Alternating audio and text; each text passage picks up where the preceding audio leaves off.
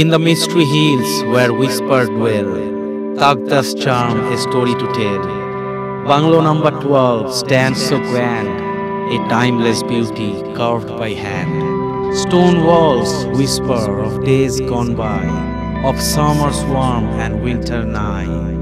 The scent of pine fills the air, while memories linger soft and rare. Echoes of laughter soft and sweet, where past and present gently meet. A heaven of peace, a quiet place, in every corner a tranquil space. The windows frame the mountain's view of forests bathed in morning dew. A place where time itself slows down in Tagda's heart, away from town. Good morning সকলকে। আজ বুধবার জয়বাবু travelling চ্যানেলে আরও একটা নতুন ব্লগে আপনাদের সবাইকে স্বাগত। আজকে আমরা রেলিং অরেঞ্জ ফার্মস্টে থেকে যাচ্ছি আরও একটা বিখ্যাত জায়গায়। বিখ্যাত কেন? হোমস্টে মার্ডার সিনেমাটা দেখা আছে, যদি না দেখা থাকে হইচইতে পেয়ে যাবেন সিনেমাটা। প্রমোট করছি না, তবে সেই হোমস্টে মার্ডার যেখানে শ্যুট হয়েছিল, যেখানে শ্যুটিংটা হয়েছিল, সেই Takdah heritage colonial bungalow number 12। প্রচণ্ড থ্রিলিং জায়গা, গিয়ে তো দেখাবই। তার আগে আজকে একটা সুন্দর ট্যুর প্ল্যান আছে। রেলিং অরেঞ্জ হোমস্টেকে আমরা টাটা জানিয়ে সকাল 7টার সময় বেরোচ্ছি এখান থেকে। গাড়ি স্টার্ট হয়ে গেছে, মালপত্রও প্যাক। এখান থেকে বেরোনোর সময়তেও গুগল ম্যাপের উপর একদম ভরসা করবেন না। ম্যাপ অন রাখুন ডেস্টিনেশন লোকেশন দিয়ে। তারপর হোমস্টে মালিকের থেকে রাস্তার বিশেষ বিশেষ টার্নিং লোকেশনগুলো জেনে নিন এবং বাকিটা লোকাল লোকজনদের থেকে জিজ্ঞেস করে নেবেন জায়গায় জায়গায়। শুধুমাত্র গুগল ম্যাপের ভরসায় গাড়ি চালালে কিন্তু খারাপ রাস্তা দিয়ে ঘুরিয়ে নিয়ে যাবে ম্যাপ শর্টকাট করানোর জন্য। সেক্ষেত্রে হয়তো কিলোমিটার কিছুটা কম হবে, কিন্তু রাস্তার অবস্থা হবে সাংঘাতিক খারাপ, সেটা খুবই বিপজ্জনক। তবে হোমস্টে মালিককে জিজ্ঞেস করে আমরা সত্যি খুবই উপকৃত হয়েছিলাম। উনি সঠিক রাস্তা বারংবার বলে দিয়েছিলেন এবং সেই রাস্তা দিয়ে আসাতে আমরা খারাপ রাস্তা আর বিশেষ পাইনি। ফলে স্মুথলি 30 কিলোমিটার চলে আসলাম এবং পেয়ে গেলাম টুকভার টি গার্ডেন। এই আমরা এখন টুকভার টি গার্ডেনের উপর দিয়ে যাচ্ছি। গত দুটো ব্লগে আপনারা যেই রাস্তা দেখেছেন তার তুলনায় এই রাস্তার কন্ডিশন কিন্তু অনেক ভালো। এখানেও আমরা কিছু কিছু রাস্তা আপনাদের দেখাচ্ছি। গাড়ি নিয়ে যদি সেলফ ড্রাইভে আসেন সেক্ষেত্রে কিন্তু খুব সাবধান। আমি প্রতিটা ব্লগেই বলেছি, এই ব্লগেও বলছি, হাত যদি একদম পোক্ত না হয় সেক্ষেত্রে কিন্তু এই সব রাস্তায় সেলফ ড্রাইভে আসবেন না। ট্রেনে করে এসে ভাড়ার গাড়িতে করে আসাই ভালো। আমাদের এই নর্থ বেঙ্গল সিরিজটা পুরোটাই অফবিট, তো অফবিটের সাথে রাস্তাও কিন্তু সুপার অফবিট। এরপর আরো 9 কিলোমিটার রাস্তা পেরিয়ে আমরা এখন ঢুকে পড়েছি এই দার্জিলিং অঞ্চলে। গ্লেনারিজে আমরা আজকে ব্রেকফাস্ট করব, তারপরে এখান থেকে বেরিয়ে যাব রক গার্ডেন্সের উদ্দেশ্যে। এই হচ্ছে দার্জিলিংয়ের পার্কিংটা ম্যালে যাওয়ার জন্য। পার্কিংটা কিন্তু খুবই ছোট, এখানে অল্প কিছু গাড়ি ধরে, রাস্তায় রাস্তায় গাড়ি দাঁড় করিয়ে দিচ্ছে। পার্কিং চার্জ 20 টাকা পার ঘন্টা। আমরা গ্লেনারিজে যাচ্ছি এখন, এই মন্দিরের রাস্তা দিয়ে যাব, তার জন্য এখানে পার্ক করলাম। এই পার্কিংয়ের ভিতর থেকেই এই সিঁড়ি দিয়েই উঠে যাবেন। চলুন রাস্তাটা দেখাচ্ছি গ্লেনারিজে যাওয়ার। সকাল সকাল দার্জিলিংয়ের উপর দিয়ে যাব আর গ্লেনারিজ বা কেভেন্টার্সে ব্রেকফাস্ট করব না, তা বললে মনের অভিমান হবে না? সেটা কিন্তু একেবারেই কাম্য নয়। এই যে পার্কিং থেকে যে রাস্তাটা দেখালাম সেই রাস্তা দিয়ে উঠলেন, উঠে এই রাস্তা দিয়ে গেলে মন্দির, আর এই সাইডে এরকম শু স্ট্যান্ড লেখা আছে, সেই রাস্তা থেকে নিচে নামা যায়।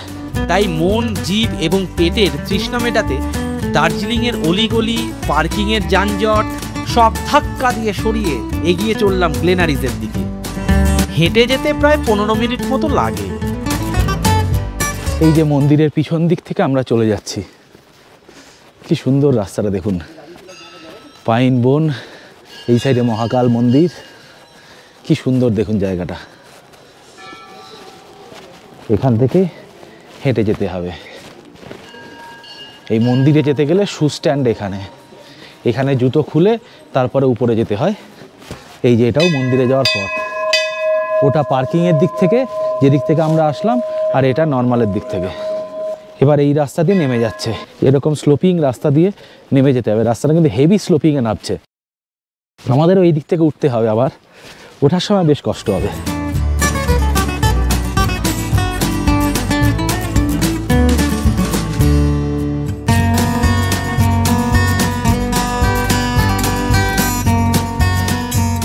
এই মুহূর্তে আমরা দাঁড়িয়ে আছি বিখ্যাত জমজমাটি দার্জিলিংয়ে। এই হচ্ছে সেই বিখ্যাত ম্যাল রোড।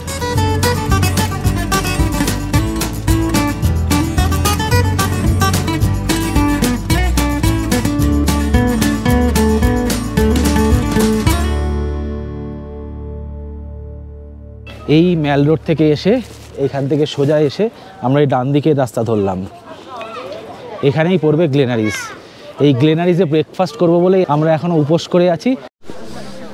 এই আমরা চলে আসলাম বিখ্যাত গ্লেনারিসে। এই সেই জায়গা যেখানে দাঁড়িয়ে লাইন পড়ে গেছে ছবি তোলার জন্য।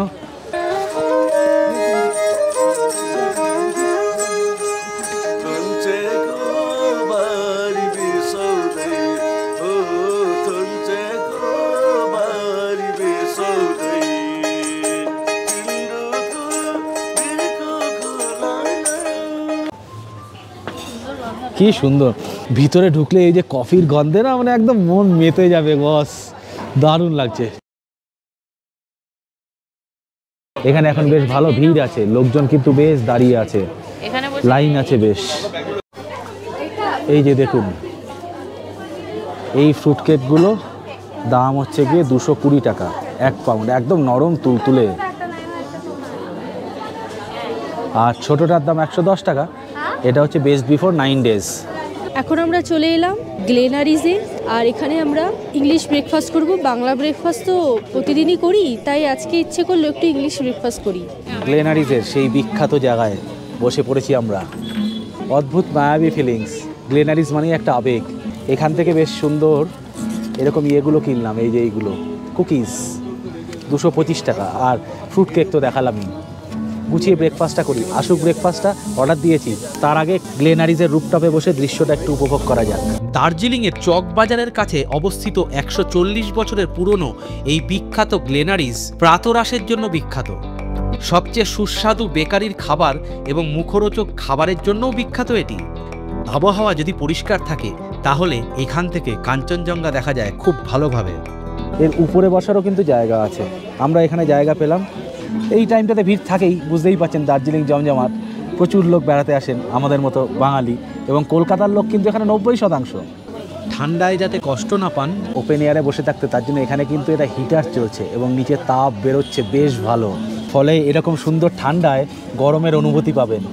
দারুণ ব্যবস্থাপনা। খাবার অবশ্যই কস্টলি, এ নিয়ে কোনো দ্বিমত নেই, বেশ কস্টলি, কিন্তু খাবারের টেস্ট এবং কোয়ান্টিটি অনেকটা। দেখুন আমাদের খাবার আসছে এক্ষুনি। এই হচ্ছে আজকের আমাদের ব্রেকফাস্টের menu. Chicken sausage with scrambled egg and brown bread, তার সাথে এদিকে আছে চিকেন স্যান্ডউইচ, আর এদিকে আছে হচ্ছে গিয়ে চিকেন চিজ বার্গার। এই হচ্ছে টোটাল ডিশটা।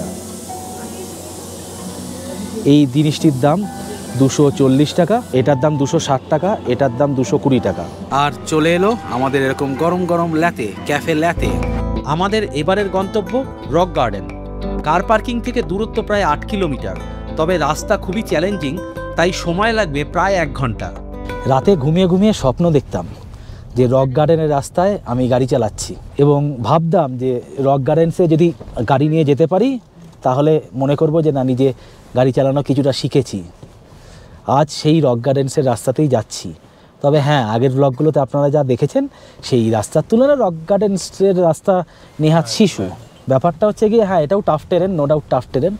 একজন পুলিশ তো দার্জিলিং চৌমাথার ওখানে বললো যে নামতে দেবে না রক গার্ডেন্সে তোমাকে, কারণ তুমি লোকাল ড্রাইভার নও। তা কোথাও আটকালো না, কিন্তু মানে গাড়ি নিয়ে আসলে আমাদের কোথাও আটকালো না।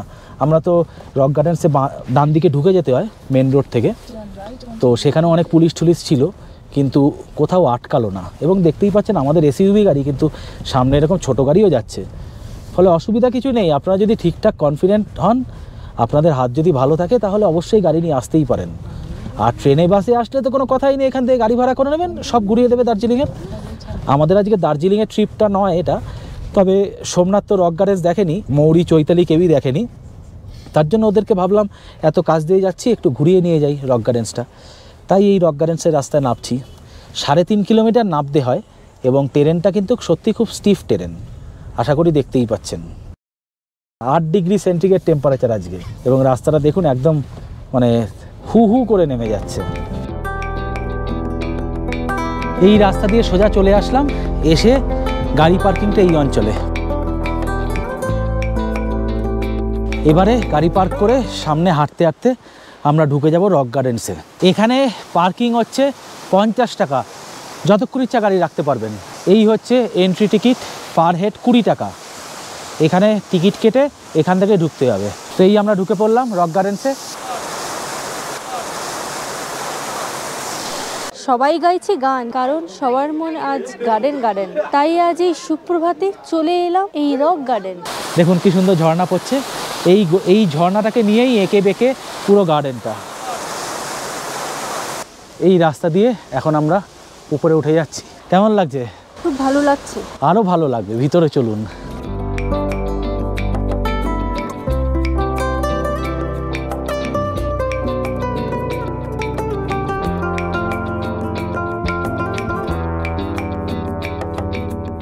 এই হচ্ছে রক গার্ডেন্সের অংশ। এখান থেকে আপনারা পাহাড়ের উপর হেঁটে হেঁটে ঘুরে ঘুরে উঠতে পারবেন ওপর দিকটায়।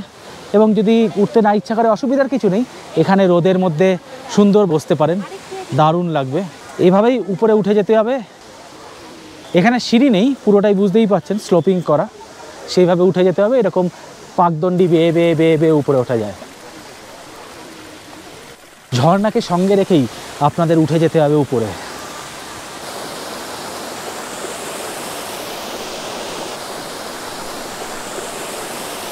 এই ব্রিজের ডান দিক থেকে আমরা এই দিক থেকে উঠে গেলাম। উঠে গিয়ে আবার এই দিক থেকে পাহাড় চড়া শুরু। একদম টপে পৌঁছে গেলাম। টপ থেকে ভিউটা কিছুটা এরকম। সামনে অনেক গাছপালা, তাই পুরোটা দেখা যাচ্ছে না। আজ আমরা যাচ্ছি রেলিং অরেঞ্জ হোমস্টে থেকে Takdah heritage colonial bungalow number 12-এ। তার আগে দার্জিলিংয়ের উপর যেতে যেতে প্রথমে গ্লেনারিজে ব্রেকফাস্ট এবং তারপরে রক গার্ডেন্স ভ্রমণ। এখান থেকে বাতাসিয়া লুপকে হালকা করে স্পর্শ করে আমরা চলে যাব আমাদের আজকের গন্তব্য তাগদায়। বিভিন্ন দিক থেকে বিভিন্নভাবে ঘুরে ঘুরে ওঠা যায় এবং নামা যায়, এবং এক একটা দিকের এক একটা সৌন্দর্য। এরপর এখান থেকে আমরা ঘুরতে ঘুরতে ঘুরতে ঘুরতে নেমে যাচ্ছি নিচের দিকে। রক গার্ডেনের ভিডিও কেমন লাগলো কমেন্টে অবশ্যই জানাবেন। এবার আমরা এগিয়ে যাব বাতাসিয়া লুপকে হালকা করে ছুঁয়ে তাগদার পথে।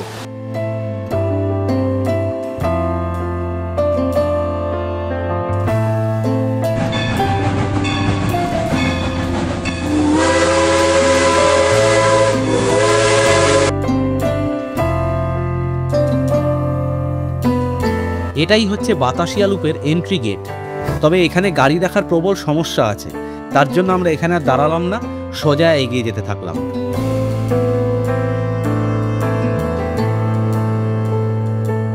বাতাসিয়া লুপ থেকে তাগদা বাংলো নাম্বার 12-এর দূরত্ব প্রায় 27 কিলোমিটার মতো। গুগল ম্যাপ প্রায় 15 কিলোমিটার আসার পর বাম দিকে একটা শার্প লেফট টার্ন করতে বলবে। সেটা কিন্তু সম্পূর্ণ ভুল রাস্তা, যদি সম্ভব হয় খেয়াল রাখবেন। এখন সময় দুপুর 3টে, বেলা অনেক গড়িয়ে গেছে। আমরা তাগদা থেকে আর 13 কিলোমিটার দূরে। হাইওয়েটা যেতে যেতে বাঁ দিকে শার্প টার্ন নিয়ে ঘুরে গেল। সেখান থেকে ঘুরে গেলাম এবং ভিতরের রাস্তা এরকম একটু অন্ধকারাচ্ছন্ন হয়ে পড়ল। রাস্তা কিন্তু এইখানে পুরোটাই ভালো, তবে এই অফবিট জায়গার রাস্তা সবসময় লোকাল ড্রাইভার বা লোকাল লোকেদের থেকে জেনে নেবেন। গুগল ম্যাপ কিন্তু প্রচুর ভুলভাল রাস্তা দেখাচ্ছে সব কটা জায়গার ক্ষেত্রে। আমাদের আগের নর্থ বেঙ্গলের 3টে ব্লগ যদি দেখে থাকেন তাহলে দেখতে পারবেন, রাস্তার ডিটেলস আমরা সেখানেও দিয়েছি, কিন্তু গুগল ম্যাপ সব জায়গাতেই ভুলভাল দেখাচ্ছে। তাই লোকাল লোক এবং লোকাল ড্রাইভার এবং হোমস্টে বা বাংলোর মালিক বা কেয়ারটেকারের সাথে কথা বলে তারপরে আসবেন। লামাহাটা 3 চুলে পেরিয়ে আমরা এখন তাগদার পথ ধরলাম। তাগদা বললেই এরকম সুন্দর পাইনের ঘন জঙ্গল চোখে পড়ে প্রত্যেকের। সেই পথ থেকেই গাড়ি নিয়ে যাচ্ছি আমরা। লামাহাটা থেকে 5.5 কিলোমিটার দূরত্বে পড়ে এই হেরিটেজ কলোনিয়াল বাংলো নাম্বার 12। রাস্তার কন্ডিশন কিন্তু ভালো, তবে গুগল ম্যাপের ভরসায় শুধু আসবেন না। আবারও বলছি, লোকাল ড্রাইভার লোকাল লোককে জিজ্ঞাসা করে তবেই আসবেন। এই আমরা ঢুকতে চলেছি তাগদা হেরিটেজ কলোনিয়াল বাংলোতে। ওঠার রাস্তাটা কিন্তু খুব সাংঘাতিক, এরকম পাথুরে রাস্তা, বেশ কষ্ট হয় এইসব রাস্তায় গাড়ি নিয়ে টেনে তুলতে। বাবা রে, ভয়ানক রাস্তা। এরকম রাস্তা কেন বানিয়ে রেখেছে নিজেরাও জানি না, সব কিছু হিলে গেল। ও বাবা রে, বাজে রাস্তা করে রেখেছে সত্যি।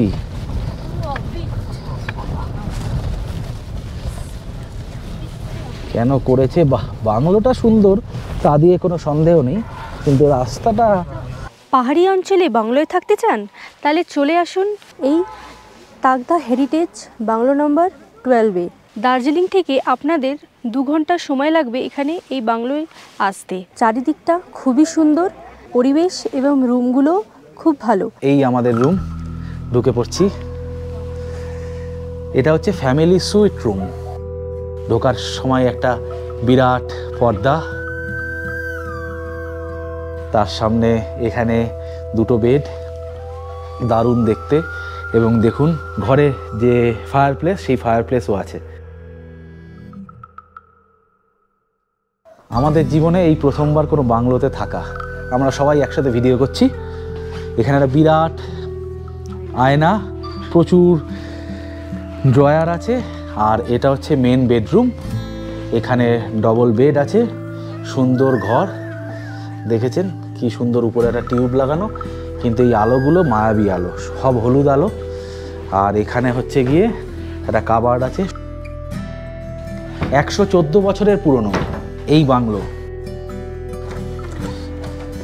এই হচ্ছে ওয়াশরুম, বেশ বড় ওয়াশরুম, বিরাট এক গিজার লাগানো, তার সাথে ওয়েস্টার্ন টয়লেট, এবং তার সাথে একটা মিরার, বেসিন, আবার একটা বাথটাবও আছে। বাহ, বাথটাবে আবার গরম জলও আসে। দারুণ ব্যবস্থাপনা, দারুণ বাথরুমটা। খাটটাও বিরাট, সেই পুরোনো দিনের ব্রিটিশদের মতোই। ও এখানে কিন্তু আবার এই যে দেখেছেন ইলেকট্রিক্যালি হিটেড কম্বল, মানে ইলেকট্রিক্যালি হিটেড ব্ল্যাঙ্কেট দেওয়া আছে ভিতরে। এইদিকে একটা দারুণ বসার জায়গা আছে। এই যে এখানে একটা সুন্দর বসার জায়গা, যদিও এখানে চেয়ার নেই, বাইরে থেকে ভিউটা এরকম দেখা যায়। যদি জানলা খুলে দেন, জানলা খুলে দিলে ভিউটা এরকম দারুণ। কিন্তু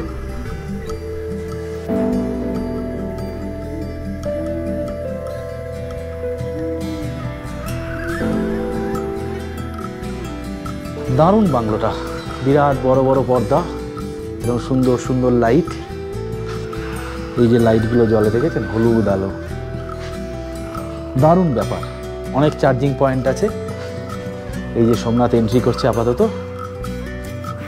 এখানে একটা সুন্দর ঝাড়বাতি, উপরটা কিন্তু কাঠের। এখানে সোফা সেট, সুন্দর বসার জন্য, দারুণ ব্যবস্থাপনা। আর এখানে একটা টি কেটল দেওয়া আছে দেখতে পাচ্ছেন, সাথে এরকম দুধ টুধ, একটা করে জল 1 লিটারের 2টো গ্লাস, কাপ, ইয়ে সব দেওয়া আছে। সবার কেমন লাগলো Takdah heritage? Bungalow bungalow, yes.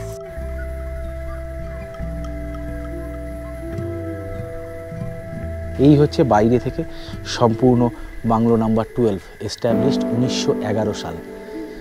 তার মানে এখন 114 বছর হয়ে গেল এই বাংলোর বয়স। হ্যাঁ, রিনোভেশন অনেক হয়েছে, তবে এনাদের রাস্তাঘাট কিন্তু এখনও সেই পুরনো আমলে। এখানে পেট্রোল গাড়ি নিয়ে যদি আসেন ফ্রন্ট হুইল ড্রাইভ, সেক্ষেত্রে চাকা কিন্তু স্কিড করে ওঠানোর সময় পুরোটাকে ঘুরিয়ে একবারে তুলতে হয়। বাংলোটা কিন্তু অসাধারণ বাংলো। 1911 সালের দিকে ব্রিটিশরা তাগদাকে একটি সেনানিবাস এলাকা হিসাবে গড়ে তোলে। ব্রিটিশরা তাগদাতে বেশ কিছু চা বাগান এবং এই বাংলোগুলো নির্মাণ করে, এবং সেই বাংলোগুলো শনাক্ত করার জন্য নম্বর ব্যবস্থা বা নাম্বারিং সিস্টেম চালু করে। আজ পর্যন্ত একই ব্যবস্থা নিরবচ্ছিন্নভাবে চলছে। এবং এখানে এখন কুয়াশা নেই, দূরে পাইন বন, পুরোটা জুড়ে পাইন বন আছে, আশা করি দেখতে পাচ্ছেন। অদ্ভুত লাগছে, দারুণ বাংলোটা। সুইট রুম নিয়ে আমাদের 5 জনের জন্য 11,500 টাকা খরচা পড়েছে, খাওয়া দাওয়া ইনক্লুডিং, মানে ব্রেকফাস্ট, লাঞ্চ, ডিনার। এখানে কিন্তু ইভিনিং স্ন্যাক্স নেই, ইভিনিং স্ন্যাক্স আলাদা করে নিতে হবে। এই হচ্ছে এনাদের ডাইনিং রুম। এই হলো ডাইনিং এরিয়া। এখানে খাওয়া দাওয়ার ব্যবস্থা আছে, তবে হ্যাঁ, এখানে বসে একটু আমরা বেশ গল্পগুজব করতে পারি। সব জায়গাতেই ফায়ার প্লেস দেওয়া আছে, তাছাড়া টিভি আছে। হ্যালো। এখানে সোফা সেট, সেন্টার টেবিল, অনেকগুলো বসার জায়গা আছে, মানে ডাইনিং কাম ড্রয়িং রুম বলা যেতে পারে। আর এই সাইডে ওয়াশরুম, এই হ্যান্ড ওয়াশিংয়ের জায়গাপত্র আছে, একটু অন্ধকার এই জায়গাটা, একটাই বেসিন আছে। এই হ্যান্ড ওয়াশ করে বেরিয়ে এই সাইডেও জায়গা আছে, কিছু বসার জায়গা, ক্যাম্প ফায়ার করার জায়গাটা এই সাইডে। এইখানে এই আগুন জ্বালিয়ে আপনারা ক্যাম্প ফায়ার করতে পারবেন। ইনাদের ব্যবস্থাপনা কিন্তু একদম প্রপার, ফুল কমার্শিয়ালাইজড। আর দূরে পাইন বন, এখনও আলো আছে, তবে পাহাড়ে অন্ধকার কিন্তু ঝুপ করে নামে। এখন সময় হয়ে গেল 4:30। এই আমরা বসে পড়েছি। গত ব্লগে আপনারা দেখেছেন আমাদের খেতে খেতে প্রায় 4টে, সোয়া 4টে হয়ে গেছিলো। এখন কিন্তু 4:35 বাজে। 5টার পরে আমরা ভাত খেয়ে উঠবো, মানে লাঞ্চ। আজকে অনেকটা দেরি হয়ে গেল। গুগল ম্যাপের ভরসায় কিন্তু আসবেন না। সব সময় বারবার বলছি, এই অফবিট জায়গাগুলো আসতে গেলে গুগল ম্যাপ কিন্তু অনেক ভুলভাল রাস্তা দেখায়। তাই সবসময় লোকাল ড্রাইভার, লোকাল লোক এবং হোমস্টে বা বাংলোর মালিককে ফোন করে তাদের গাইডেন্স নিয়ে আসবেন সেই রাস্তা দিয়ে। আজকের লাঞ্চে গরম গরম ধোঁয়া ওঠা সুগন্ধি চালের ভাত, তার সাথে এরকম সুন্দর একটা পাতলা ডাল, ঝুরি আলু ভাজা, এটা অদ্ভুত, বাঙালিরা খুব ভালোবাসে। আর এদিক থেকে একটা সুন্দর স্যালাড আর মাংস দেওয়া, যার মধ্যে আলু নেই খুব সম্ভবত। আর এদিক থেকে হচ্ছে স্কোয়াশ দিয়ে আলুর তরকারি। আমরা খেয়ে উঠলাম ঠিক 5:05। এই হচ্ছে এনাদের ওপরে যাওয়ার জায়গা। দেখুন কি সুন্দর সুন্দর ফটো।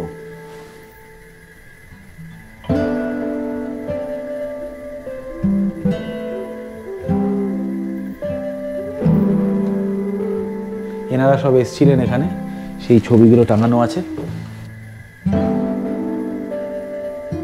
মোটামুটি এখানে যারা এসেছিলেন সবার ছবি এখানে টাঙানো আছে, এরকম ফটো গ্যালারি করা আছে। এটা দিয়ে ওপরে যায়। এখানে আজকে রুম সব ফুল। এখানে একটা রুম আছে, এখানে একটা রুম আছে, এদিকেও জায়গাটা সুন্দর। দোতলা তো এরকম বসার জায়গা আছে। ওই সাইডেও ঘর আছে দুটো। আর গ্রাউন্ড ফ্লোরে এখানে একটা ঘর আছে।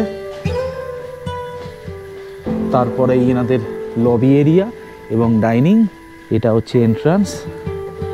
এখানে একটা ফ্যামিলি সুইট, যেটা আমরা নিয়েছি। আজকে ইভিনিংয়ে নিয়ে নিলাম আমরা বারবিকিউ চিকেন বা তন্দুরি চিকেন। এটার দাম 1200 টাকা পার কেজি। আর যে বনফায়ারের প্লেসটা দেখালাম, ওখানে যদি বনফায়ার করতে চান কাঠ আপনাদের কিনতে হবে, ওরাই প্রোভাইড করবে। তার জন্য 300, 400, 500, 600 যতটা কাঠ নেবেন সেই অনুযায়ী আপনাদের চলবে। গোটা সন্ধে বন্ধু বান্ধবীদের সাথে জমিয়ে আড্ডা, সঙ্গে কাবাব, তার উপর কনকনে ঠান্ডা। উফ, পুরো জমে ক্ষীর হয়ে গেছিল সন্ধেটা। আড্ডার মজা নিতে নিতে ভুলেই গেছিলাম সময় কখন গড়িয়ে গেছে। এখন রাত 9টা। ডিনার চলে এলো। ডাইনিংয়েই আসতে হলো ডিনারে। ডিনারে আছে এরকম সুন্দর ফুলকপি আলুর তরকারি, সাথে মাখো মাখো ডিম কষা আর সুন্দর গরম গরম রুটি।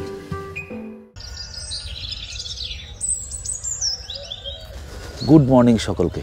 এখন সকাল 6:30 বাজে। চায়ের কাপে ঝড় এবং ধোঁয়া ওঠা চা হাতে। এটা কিন্তু আমাদের সেলফমেড, আমরা বাড়ির থেকে সব সেট আপ নিয়ে বেরোই।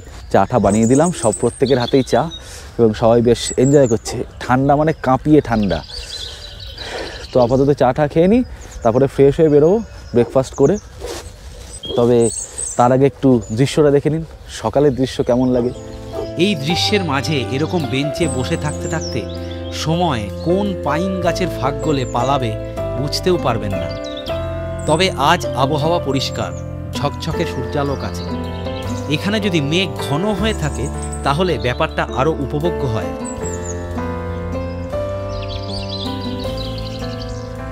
এই Takdah heritage colonial bungalow number 12, এটা কিন্তু একদম রাস্তার ধারেই অবস্থিত।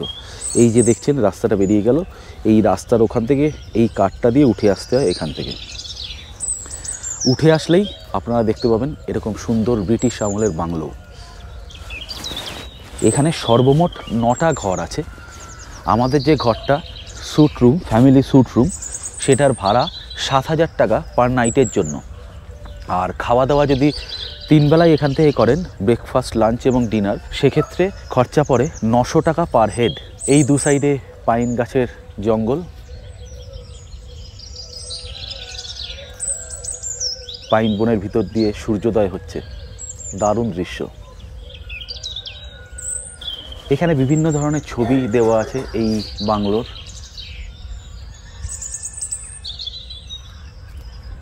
ড্রয়িং রুম বা লিভিং রুম এরিয়াটা এরকম। এখানে প্রচুর বসার জায়গা আছে। এই সাইডে ডাইনিং রুম, এরকম প্রচুর ফটো আছে, সুন্দর করে ছিমছাম সাজানো। আর এই সাইড থেকে এন্ট্রি হওয়ার পরে এইখানেই গাড়ি পার্কিংয়ের ব্যবস্থা আছে। এই যে গাড়িগুলো পার্ক করেছে দেখেছেন। আর প্রচুর জায়গা, ভর্তি হলেও অসুবিধা কিছু নেই, ছড়িয়ে ছিটিয়ে প্রচুর জায়গা।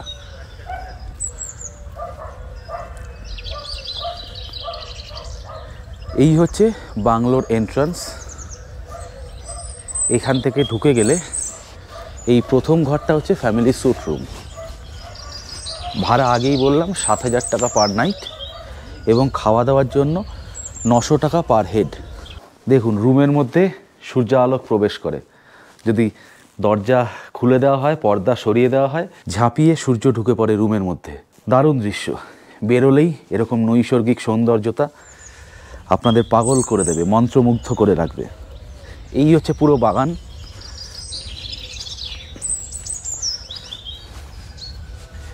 এই সাইডে ঘন পাইনের বন, ওঠা যাবে আশা করি।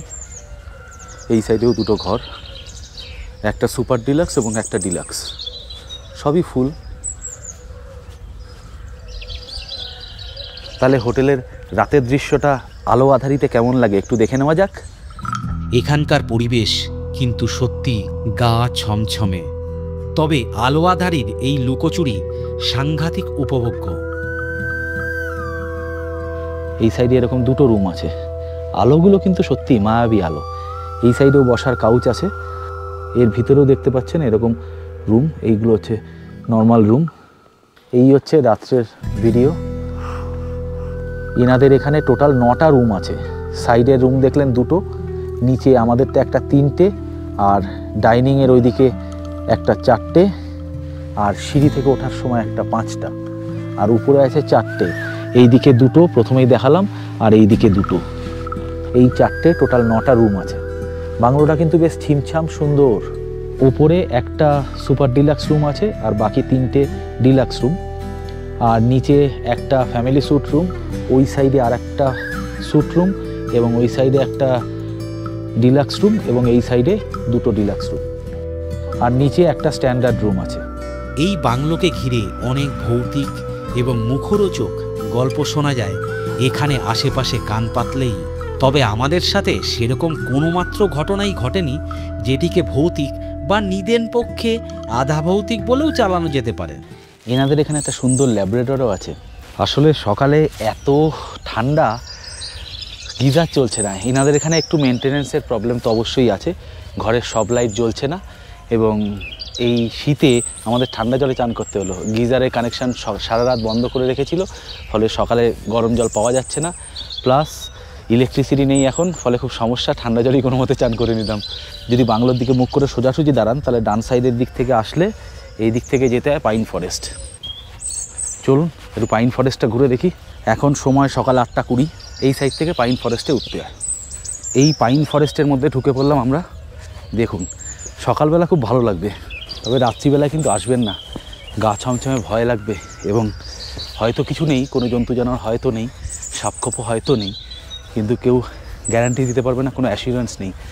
তাই জন্য দিনের বেলা আসবেন, গা ছমছমে ভাবটা অতটা লাগবে না, কিন্তু দিনের বেলা আসলে খুব ভালো লাগবে। এখন পুরো সূর্যালোক, এই যে দেখতে পাচ্ছেন একদম সূর্যালোকে দাঁড়িয়ে আছি আমি। তাগদা হিমালয়ের পাদদেশে 5100 ফুট উচ্চতায় অবস্থিত।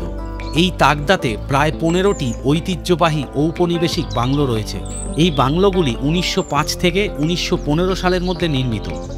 তবে এই বাংলো নাম্বার 12 এখানকার সবথেকে পপুলার বাংলো। এই 15টি বাংলোর সবকটিতে আপনারা কিন্তু থাকতে পারবেন না। কয়েকটি মাত্র বাংলো আছে যেইগুলো ট্যুরিস্টদের থাকার জন্য ব্যবহৃত হয়। আমার কোনো চিন্তা নেই, কারণ আমার দুটি নতুন বন্ধু এখানে জুটে গেছে আমাকে গাইড করার জন্য, পাহারা দেওয়ার জন্য। এই যে আমার রক্ষক এবং সঙ্গী চলে এসছে আমাকে অনুসরণ করে।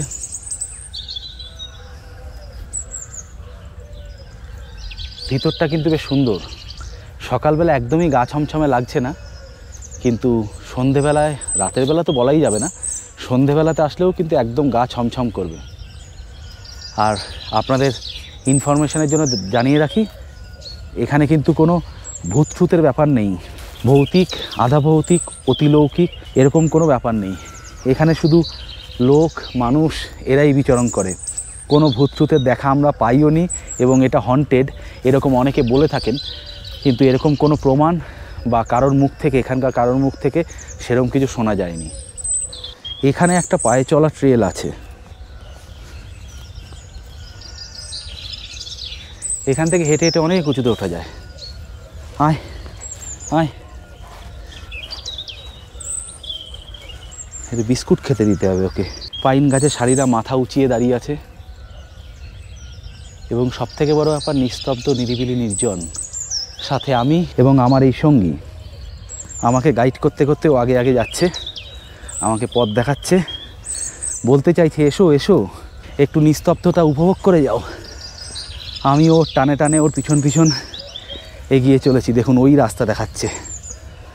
এখন কোথায় উঠে আসলাম হাঁটতে হাঁটতে, একদম মেন রাস্তার উপরে চলে আসলাম। ওই দূরে বাংলোটা দেখা যাচ্ছে, বুঝতে পারছেন কোথায় উঠে গেছি? প্রচণ্ড হাঁপিয়ে যাচ্ছি, সাত সকালে খালি পেট, তার উপরে এরকম ঠান্ডা। ও তাহলে চলুন আবার নামতে শুরু করি। নামার সময় একটু বেশি সাবধানতা অবলম্বন করতে হয়, এটাই পাহাড়ের নিয়ম। প্লাস এখানে তো পাইন গাছের সেই লাল লাল পাতাগুলো পড়ে আছে, সেইগুলো কিন্তু প্রচণ্ড স্লিপারি, ফলে নামার সময় একটু সাবধানে দেখে শুনে নামতে হবে। তবে জায়গাটা থ্রিলিং, বেশ সুন্দর জায়গা, একদম শান্ত নিরিবিলি। চলো চলো চলো মাই বয়। আমার আসলে যে কোনো পশু পাখি জীবজন্তু খুব ভালো লাগে, ওরাও আমাদেরকে খুব ভালোবাসে, আমরাও ওদেরকে খুব ভালোবাসি। তাই যেখানেই যাই সেখানেই এরকম জুটে যায় আমাদের কপালে। ও কিন্তু আমার সাথে সাথেই আসছে, আমি দাঁড়িয়ে পড়লেও দাঁড়িয়ে পড়ছে। এই যে বাংলোটা দেখা যাচ্ছে, ও পুরো গজগমনে যাচ্ছে, ও রাস্তাঘাটগুলো চেনে। আমি এখানে নতুন, ও তো এখানকারই বাসিন্দা।